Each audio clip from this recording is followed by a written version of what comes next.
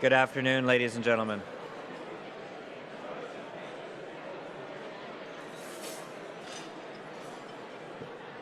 Good afternoon.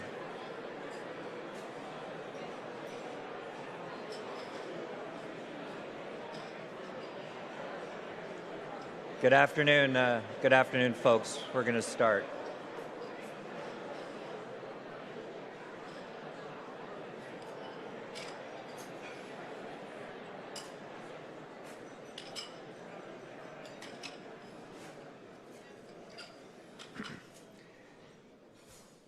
Good afternoon, ladies and gentlemen. From the Sheraton Hotel in downtown Toronto, welcome to the Empire Club of Canada.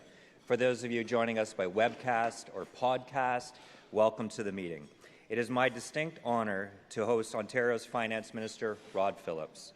As he joins us today, the Minister is preparing to deliver his first budget at the end of this month. The whole province is watching at this critical juncture, as the geopolitical landscape looks as complex as ever. With the immediate challenges of struggling markets and COVID-19 to calibrate for, the Minister also faces the longer-term task of balancing the province's books by 2023, all while preserving the essential services that make Ontario one of the best places in the world to open a business. When he inherited the finance portfolio last June, he was tasked by Premier Ford with continuing to focus on the same three priorities that have guided his government to date. First, reducing the cost of living for Ontarians by making everyday life more affordable. Second, continuing to make critical investments in our infrastructure, healthcare, and education systems, which are the envy of the world. And third, bringing government spending in line with our means in order to put the province back on solid financial footing. As the global economy is buffeted by forces beyond the control of any one government, it is more essential than ever to hear directly from our elected leaders. In the United States, it's common in times of national stress to talk about the need for a consoler-in-chief. I think here in Ontario, as we see markets facing unprecedented upheaval, it's likely many of us too in this room are looking for some consoling. Looking to gain some comfort by better understanding how we will respond to the forces pushing against our economy. And with that, we're pleased to have Minister Phillips. Minister Phillips is the MPP for Ajax and served previously as Ontario's Minister of Environment, Conservation and Parks. He is also the past president and CEO of the Ontario Lottery and Gaming Corporation and past chair of Post Media. I'll be back up to put a few questions to him in a moment, but for now, please welcome Minister Rod Phillips.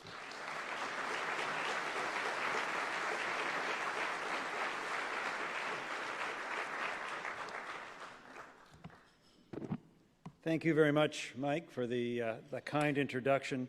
Mike is as you would know, he's almost two-thirds of the way through being president of the Empire Club. I had the same experience across the road at the Canadian Club, which is another great platform for speaking. And I said this was about the time when you start to get relaxed. When you see crowds this big and the number of events you're having, you know that things are going well. So thanks for having me here. Of course, as all of you know, the Ontario Club for almost 120 years has been one of the chosen platforms to debate the issues of the day. And it's a real privilege for me to have an opportunity to be here again today. I am joined by a few of my colleagues, and I want to just recognize them. The President of the Treasury Board, Peter Beffenfalvy, who also has I think it's the pleasure, but to represent the riding of Pickering-Uxbridge, or if he's in Uxbridge, the riding of Uxbridge-Pickering, but next door to my riding in Ajax. We're also joined by the Attorney General, Doug Downey.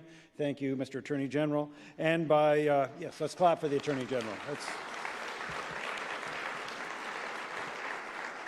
Obviously, some prospective judges at the back of the room, Doug. And the Minister of Community and Children's Services, Todd Smith. Todd is with us today as well. Todd. Stan Cho, who is the MPP from Willowdale and my parliamentary assistant. Stan, thank you for coming.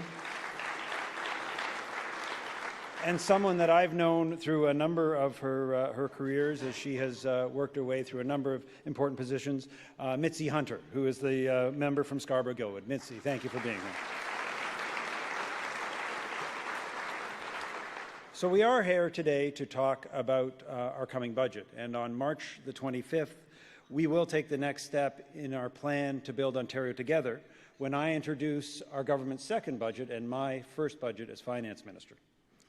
Now, in preparation for that, Stan, who I mentioned is my PA, and I traveled across Ontario for the last several months, listening to people across this province as we conducted the largest budget consultation that this province has ever seen. We heard from people living in communities across Ontario, from corner to corner. Online and in person, over 5,000 individuals and organizations made a contribution, and I want to thank them for the time they put in and the input they gave. It truly mattered. But we listened directly through this process to close to 1,000 individuals. It's a very interesting process where you, in a community hall, whether it's in Brockville or Belleville or Kenora or Scarborough, where you sit and listen. It's a bit unusual because the politicians don't say much and the people do. And the people came in and they would present and talk about their issues, their priorities. They talked about their hopes and their worries for Canada and for Ontario. And of course, recent events have shown that many of those worries are not made here in our country. The world is becoming more uncertain. There are increasing geopolitical risks. We see the wild swings in important commodity prices. And of course, the risk that has been presented by COVID-19. Now, today I'm going to speak about those uncertainties, but I'm also going to talk about solutions. I'm going to talk about how our government's plan is designed to ensure that while Ontario is not immune to global economic forces, we are well positioned to address whatever the challenges are that lie ahead. Now, as you all know, COVID-19 has emerged as a serious international health emergency. Yesterday, news from our G7 partner, Italy, was just the latest in a series of stories about how many jurisdictions around the world are challenged and having to cope with the difficulties associated with this virus. Above all else, I know that all of our thoughts are with those who have been directly affected, both themselves and their families, here in Ontario and across Canada. But of course, as Ontario's Finance Minister, like many of you, I also need to be concerned with the economic impacts of COVID-19. Now, it is clear that COVID-19 is having an economic impact. How deep and significant that impact will be unclear until we know the true scope of the issue and how long it is going to persist. Now, since earlier this year, in my role as Finance Minister, I've been in frequent contact with leaders from a variety of areas, leaders from organized labor, business leaders, including leaders in our financial sector, along with accountants and economists, health experts, mayors, and of course my fellow finance ministers across the country. What I can tell you from those conversations is that all of those leaders and all levels of government are working very diligently to make sure that we're prepared to address COVID-19. They are prepared and they are being prudent. And so are the people of Ontario. Across the province, they're taking the situation seriously and applying common sense to protect them and their families. I have the privilege of sitting beside Christine Elliott, who's our Deputy Premier and Minister of Health in the legislature, and I was relating to her a story from this weekend. I was in my riding of Ajax and you know, always interested in what people are seeing and what people are hearing, and there was a number of comments about the lack of hand sanitizers. Apparently the Costco was completely sold out, and the only place you could get them was at the local gas station. And so I was sharing this with Christine, and in a very purposeful way, she said, "You know, Rod, soap and water has worked really well for about 500 years."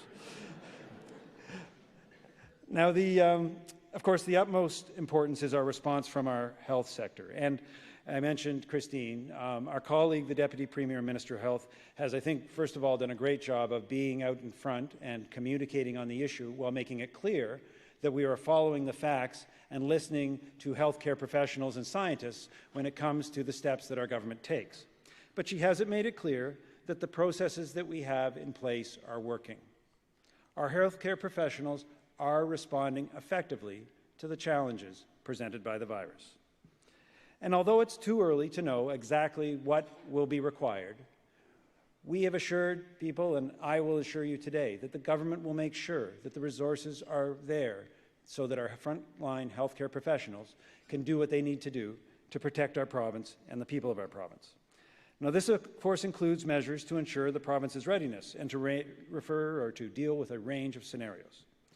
Minister Elliott announced that Ontario has implemented an enhanced response structure that formally brings together a wide range of partners to review, strengthen, and implement both provincial and regional plans to ensure that this responsiveness is calibrated to the specific issues associated with COVID-19. This enhanced structure connects and expands the network of clinical expertise and resources across the health sector to ensure that necessary plans are in place and that they can be quickly implemented where they are required. It includes a number of groups with specific responsibilities, including a command table, to provide executive leadership and strategic direction to coordinate Ontario's response. Now, our Deputy Minister of Health, Helen Angus, and Ontario's Chief Medical Officer of Health, Dr. David Williams, are taking the lead on this enhanced structure, and I'd like to take this opportunity publicly to thank them for this leadership at this important time.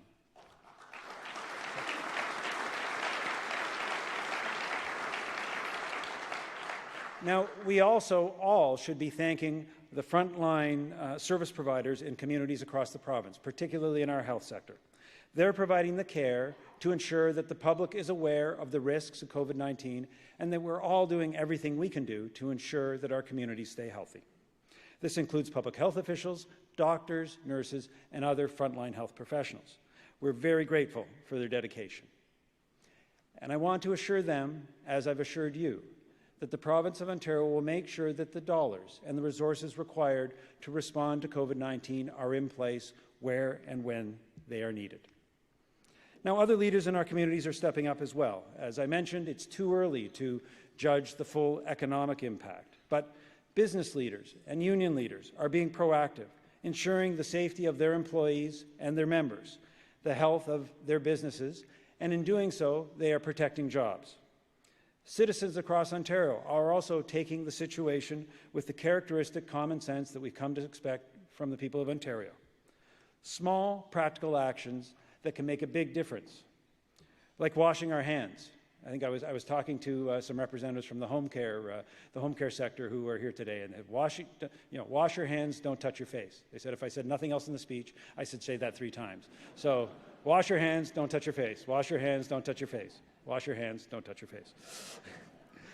But simple actions like that and important acts of compassion, making sure that we're checking in on the elderly, making sure that we're checking in on those who have underlying health conditions. These are all things that we can do to make sure that we mitigate both the health and now economic impacts of COVID-19. Now, on a positive note, we are entering into this period of economic uncertainty in a position of strength. Under Premier Doug Ford's leadership, 2019 was one of the good years for Ontario in terms of economic growth and job growth. In fact, we've seen a really considerable increase in employment since we were elected in 2018. Last year, we led the country with 78% of all of the jobs that were created in Canada being created right here in Ontario. Since our government took office, over 300,000 net new jobs have been created. And very importantly, 85% of those were created by the private sector, by people like yourselves, entrepreneurs and business people. Now, business people across the province have told me that our government's pro-investment, pro-job policies have made the difference. Our actions, including allowing businesses to accelerate the depreciation of capital investments, reducing the small business tax rate by 8.7%, eliminating over 200 regulations and rules that were outdated but were getting in the way of business investment, these have all helped to spur what the Financial Accountability Officer said was the largest year of job growth in Ontario's history last year. But, yeah, that's worth it. But in a global economy, only so much is within our control. COVID-19 demonstrates this, as do the recent rail blockades. We all saw in a matter of days how our economy responded to the disruptions in the transportation system. Yesterday's dramatic drop in the price of oil and the effect that had in markets around the world, including in Canada, is the latest reminder that we live in an interconnected global economy. As we consider the macroeconomic impact of these events, as we consider things like the impacts on corporate earnings, it is important that we never forget that it is workers and families that bear the brunt of these unexpected and unfortunate incidents. We see it in a missed mortgage payment. We see it in a delayed retirement. We see it in a struggle to pay tuition. So what is it that government can do? We can provide reassurance, and we can help mitigate uncertainty, as we've done by making sure the necessary resources are in place for our public health and other health professionals. We can work together, which is exactly what we're doing in Canada, as we coordinate our response with all levels of government. I commend my counterpart, Federal Finance Minister Bill Morneau, for bringing together last week the provincial finance ministers to make sure that we are coordinating our response to protect the Canadian economy. I'll be joining a Team Ontario delegation to Ottawa, led by Premier Ford, this Thursday, where we plan to continue this conversation. I know that Premier Ford will be calling for further federal action and national coordination to address COVID-19. Now, Minister Elliott will also be with us in Ottawa, and she'll be working closely with her federal counterparts, particularly on the issues where the federal government is the lead. These issues include the government's response to quarantine and border screening. I personally look forward to discussing with Minister Morneau the specific actions that will be required from the federal government to deal with COVID-19, as well as a range of other important issues to Ontario. In the long run, one of the most important things that governments need to do is to ensure that they have the fiscal flexibility to deal with unforeseen circumstances. This is one of the reasons, and Mark mentioned it in the introduction, this is one of the reasons why we are focused on getting Ontario back on a sound financial footing. And it's one of the reasons last year that our government charted a path to balance a budget in 5 years. We consciously chose this path because we anticipated the need to preserve our flexibility to deal with unexpected events. And as we've seen, private sector economists continue to revise their projections from even a month ago. The volatility we've recently seen underscores the importance of being measured and sticking to a practical long-term plan. And that's exactly what we'll do when we deliver our budget on March the 25th. That measured approach that we've taken gives investors confidence, capital markets and rating agencies confidence, and most importantly, the people of Ontario confidence that we will be able to deliver on our plan. It's a plan that's balanced, and it's a plan that's prudent, and it's a plan that is already working. As of the end of the third quarter, our deficit was projected to be $9 billion, a $1.3 billion improvement on the 2019 budget projections. As the Globe and Mail noted this morning, the recent financial sustainability report from the independent parliamentary budget officer, for the first time since the PBO reported on Ontario's fiscal sustainability, has indicated that the province's finances are now sustainable in the long term. This is tremendous progress in 2 years.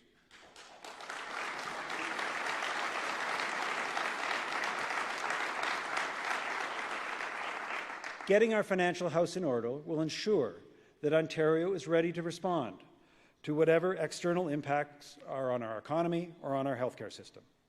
And it's because of this balanced, prudent approach to managing the provincial finances that we are in a position to make the needed vital investments in things like healthcare, education, roads, and transit. Our plan is already making a difference. We're providing tax relief for those who need it the most, supporting the childcare needs of 300,000 low-income families with an average benefit of $1,250 per child, keeping more money in the pockets of low-income workers by saving up to $850 every year for 1.1 million Ontarians. We're helping entrepreneurs grow the economy and create jobs by giving business a break so that they can invest in our province and invest in Ontario. And that break is $5.4 billion this year. Our 2020 budget will build on the progress that we've already made. working to close the persistent gap between the GTA and much of the rest of Ontario when it comes to jobs and economic growth, tackling the skilled trade shortage, finally beginning to end the congestion on our roads and fix our overcrowded transit systems, addressing the challenge of hallway healthcare, and fighting illegal gun and gang problems plaguing our communities and the heinous crime of human trafficking that is happening in our own backyard. In this regard, I have to say I'm very proud of Premier Ford's announcement, a historic investment just made last week of $307 million, Ontario's first anti-human trafficking strategy. This $307 million investment will help law enforcement get traffickers off the streets, but just as importantly, maybe more importantly, provide support for the victims.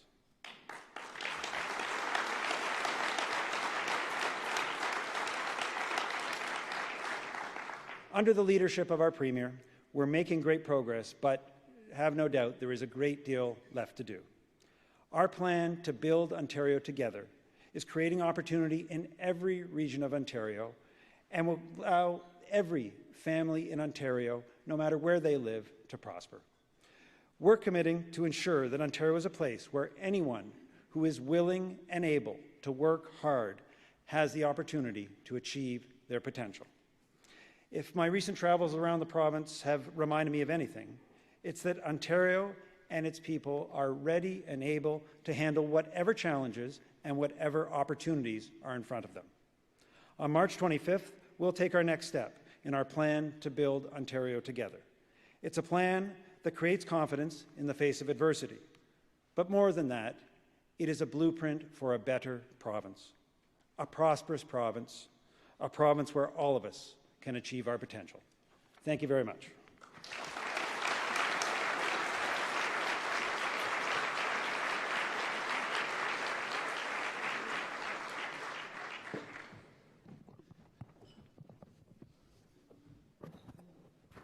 Thank you very much, Minister.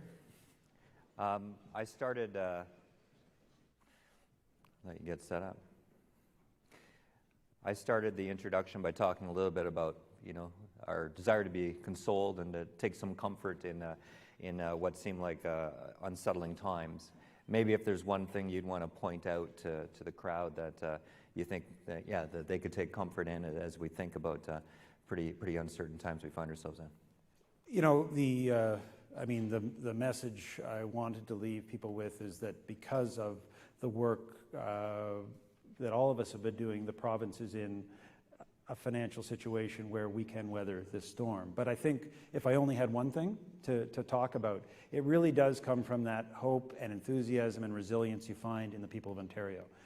Stan and I, when we get to travel from Kenora to Kingston and Scarborough to Sarnia, and you sit in town halls and church basements, listening to people line up, wait 2 or 3 hours to give you their input on what they want to see so that the province can be a better place, you just come away with this enormous sense of optimism. And I have to say, in response to the COVID-19 crisis, I've seen that same sense of just good common sense the people of Ontario tend to show in times like this. So we can't be sure what the future holds from a health perspective. And as I said, the situation from the economy's point of view is evolving. But I just have so much confidence in people in Ontario to do the right thing, to take care of each other, and as I said, to come out the other side a better, stronger province. Right. One of the things you highlighted was the idea of sort of mitigating uncertainty, and that's one of the goals of the government in the work that you're doing. Of course, you can't know the unknowns, but as you sit there and you think about the budget, maybe and think about your government's response to COVID-19, what are some of the ways you think the government can offer that leadership to mitigate the uncertainties? Sure. Well, one of the challenges that I've talked about publicly already is that, like other provinces, Alberta already issued their budget, Manitoba and Quebec are doing it this week. The economic assumptions that much of this was based on come from even 2 or 3 weeks ago. Those are changing as we go. So there's clearly going to be a need to be flexible, to be dynamic as the situation evolves. But we always ensure that we have contingency and reserve in the budget. You know, a number that one of the Mike Crawley from CBC asked me about yesterday was, you know, what does 1% decline in GDP cost the provincial government? And it's an estimate, but somewhere between $700 and $800 million. And that's one of the reasons we have a reserve of over $1 billion built in. You know, that said, what's important is that given a solid financial foundation, that we respond and that we see primarily and principally what our healthcare professionals need. Right. If we continue to listen to the professionals, if we continue to listen to the scientists and take advice from the people who know best, then we should come through this as well as we can. Right. On the economic side, this is one of the reasons I'm looking forward to speaking with Bill Morneau later this week. On the economic side, if there's a requirement for more support, then we'll want to do that in partnership with the federal government to make sure that we're looking at the areas of risk, areas like you know, the hospitality industry. There's areas that are quite clearly being affected. Events. I've had a number of conversations with people who organize major events in and around the GTA, and they're making difficult decisions right now about what exactly makes sense. But we need to be there to provide that support if it's necessary, and we need to make sure people have the confidence that we have the resources, which we do, to support our healthcare professionals. Right. Well, maybe we'll move past COVID-19, though. I get that it's something we're all thinking about. Your government certainly made some moves to modernize the securities and capitals markets, and I'm sure there's some folks in here would love to hear a little bit of your thoughts about, I guess, what you're hearing from the sector and your thoughts on how you might approach those challenges. So our government looks at what the foundations are for future economic prosperity. And there are at least three that we're focused on quite closely. One is the whole area of IP, where Jim Balsillie has done some great work for us to look at what we need to do to accelerate the number of patents to succeed in a digital economy. A second is the whole idea of regulation in a digital economy, something that I think you'll hear more from us about, but is going to be an ongoing project. But I've put a particular focus on the capital markets because quite clearly there's been an evolution in capital markets internationally. We see more of a move to private capital from public capital, but we also see that some of the structures of our capital markets may not be ensuring that investors can have ready access to the kind of opportunities they want, and that businesses may not have access to the kind of investor pool that would be best to grow jobs here in Ontario and across Canada. So I asked Waleed Solomon, who's the chairman of Norton Rose and someone I've known a long time, to lead, and clap for Waleed. It's good to know Norton Rose bought a table, thank you. But to lead a team, really 5 exceptional individuals, all working for free and putting in a lot of time and gathering input from the sector about what changes do we need to make. Now just as a note, the Securities Act, which underlies a lot of the capital markets, is by legislation supposed to be reviewed every 5 years. It's been 16 years since it's been reviewed. Right. So that was probably a good enough reason to do it. But quite clearly, since 15 years ago, there's been a lot of change. So I'm going to be looking very closely at the recommendations that Waleed and his team bring. They're going to be putting out a document in June, I believe, for consultation, but right now they're having meetings. And fundamentally, at the core of it, our objective is to create the best opportunity for investment and job creation in Ontario. And so I think we will look very closely, and I'd welcome the ideas of everyone in this room as to how we can do that from a capital markets perspective, from an IP perspective, and from a digital regulation perspective. Right. Great. Earlier this week was International Women's Day, and you touched on in your remarks about the anti-human trafficking work that your government's doing. That's probably worth a little bit more comment, and if you can talk a little bit more about why it's important and what your government's focusing on. Yeah, absolutely. We are so blessed in our government to have a number of really strong women leaders in some of the very, very key roles in our government. I already talked about Christine Elliott and Deputy Premier and Minister of Health, which for those of you who don't know the Ontario budget means that she gets 40% of the money to spend and is doing just a great job. Another one of those leaders, or two of those leaders, Sylvia Jones, our Solicitor General, and Jill Dunlop, our Associate Minister of Children.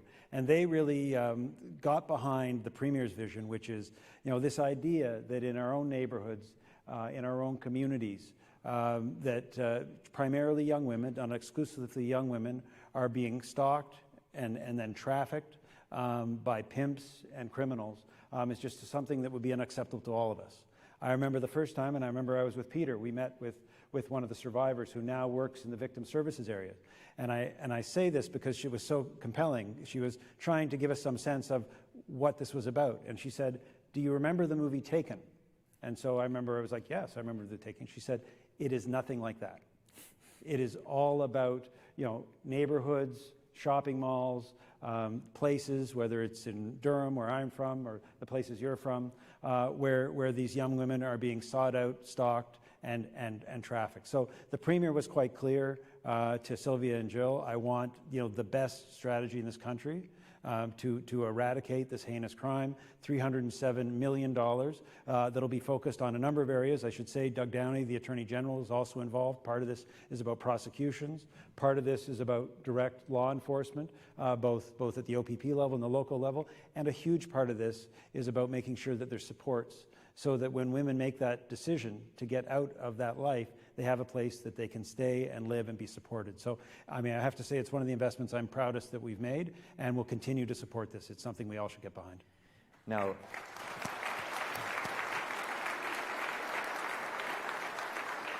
when we're sitting here having lunch, and you said, I'll be happy to take some questions from the audience, which we hadn't discussed. So as a former political staffer, I kind of got hives as you said that on their behalf. But there will be an opportunity for one or two questions at the end if you'd like to ask. You touched on Christine Elliott, and she has certainly made some initiatives for the government on behalf of mental health, which is an area that we're focusing on so much more, and I think any awareness we can bring to it, of course, is a great thing. But maybe if you could touch on it a bit from an economic and fiscal framework, how we're thinking about that issue. Listen, we have a great team there with Michael Topolo, who's the Associate Minister of Mental Health, and I swear, literally, if there's anybody in the mental health space Michael hasn't met with, he is just a prodigious worker. And then, of course, Christine. The foundation of this is a $3.8 billion investment that we're making in partnership with the federal government over 10 years, half from them, half from us, the biggest single investment ever in mental health services. But it's really meant to be put in the context of a strategy. And I have a little bit of background in this space because in my business background, I was formerly the CEO of a company called Warren Chappell and then Chappell FGI, but it was the largest provider of something called EAP services. And so that's a mental health, social health service that's provided. And you got a sense in that role, I was the CEO for about 7 years, about the pervasive nature of the mental health issue.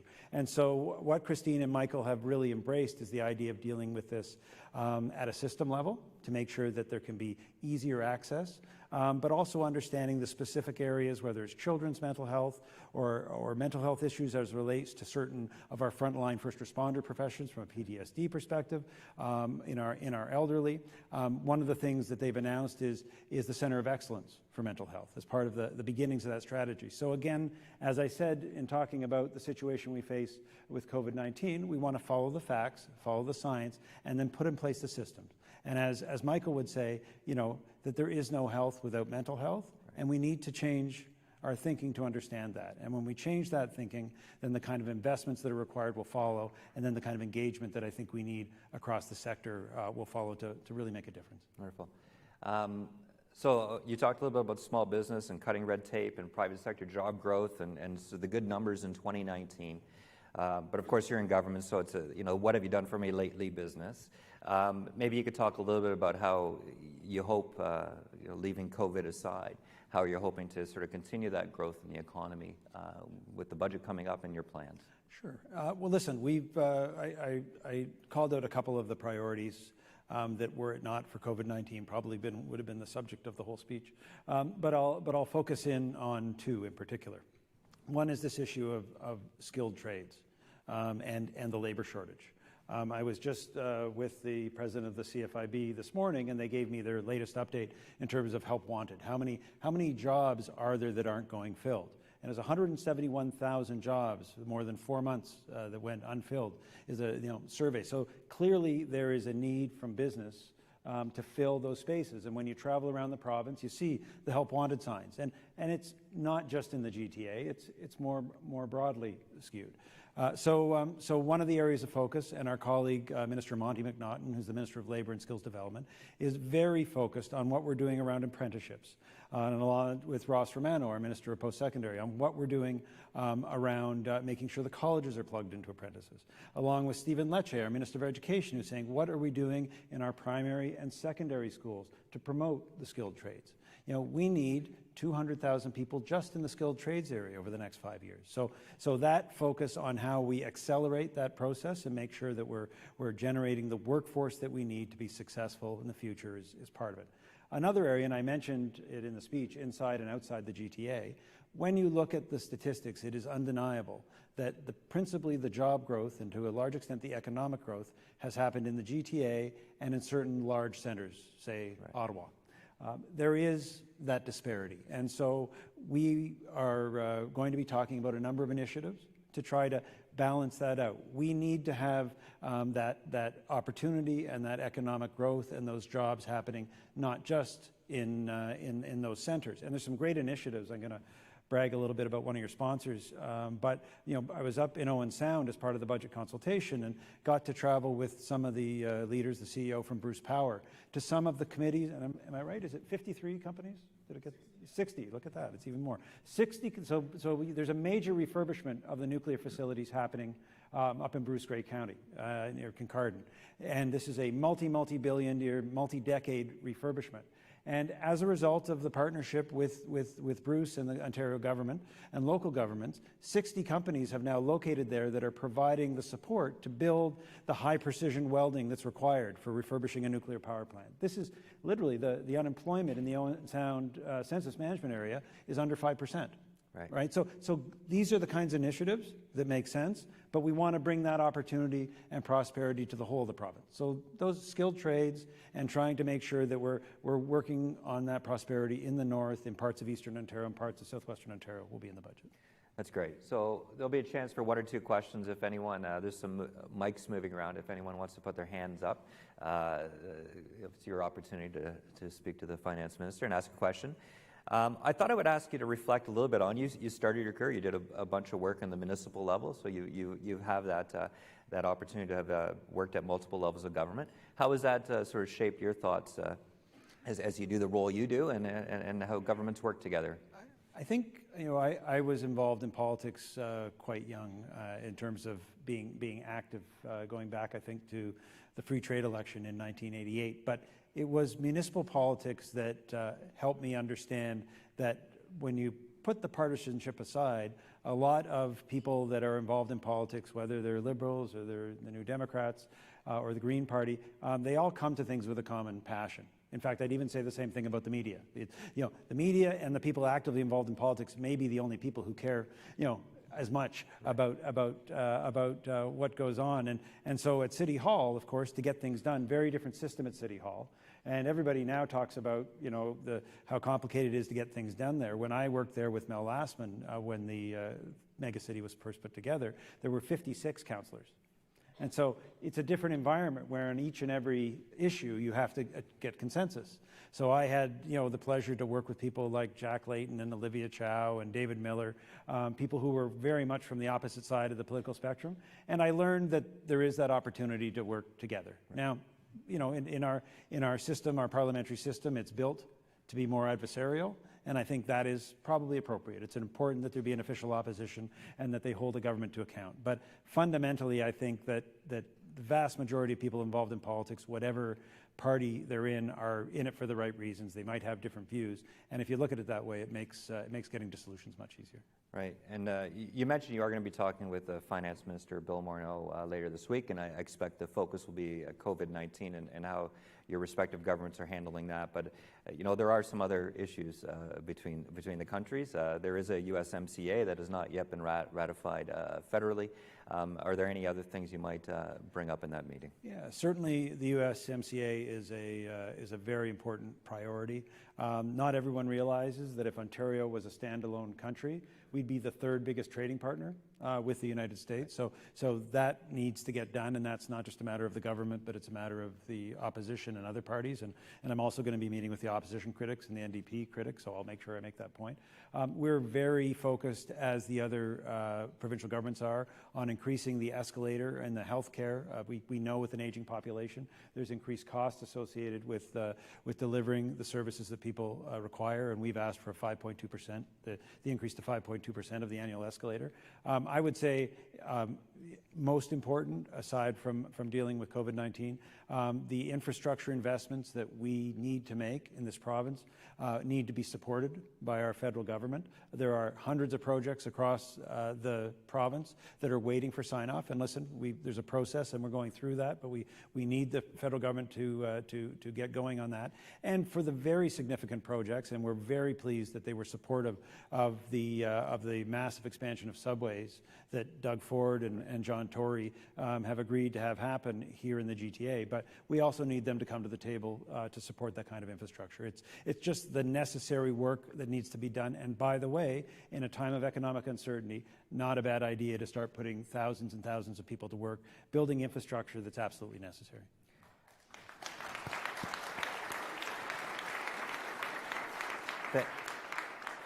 Thank you very much, Minister. Your words are much appreciated. Again, Minister of Finance. Thank you. Thanks, Mike.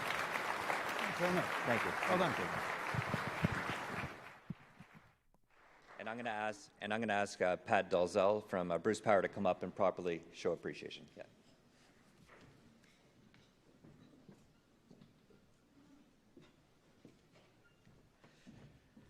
Thanks, Mike, and thank you, Minister.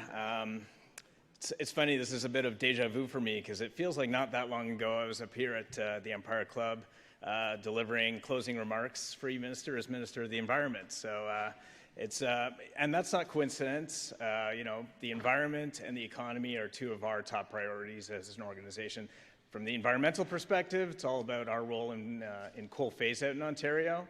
And from the economic side of things, obviously as home to Canada's largest infrastructure project, where we take our role in Ontario that way very seriously. Of course, delivering electricity and isotopes that help treat cancer for the next several decades. And we're only able to do that and invest in the community the way the Minister described because of stable government policy. So it's thanks to that policy stability that we're able to invest in our infrastructure, invest in the community, and of course that has a ripple effect all across Ontario and creates what we refer to as our nuclear advantage. So thank you, Minister, for your time today, and thank you to all the staff and other elected officials who are here today who engage so closely with the private sector in terms of putting together the budget, and we're all looking forward to that, Minister. So thank you very much, and thanks to the Empire Club for hosting events like this. We're obviously always very proud to support these kinds of dialogues and conversations. And one more round of applause for the Minister today. Thank you.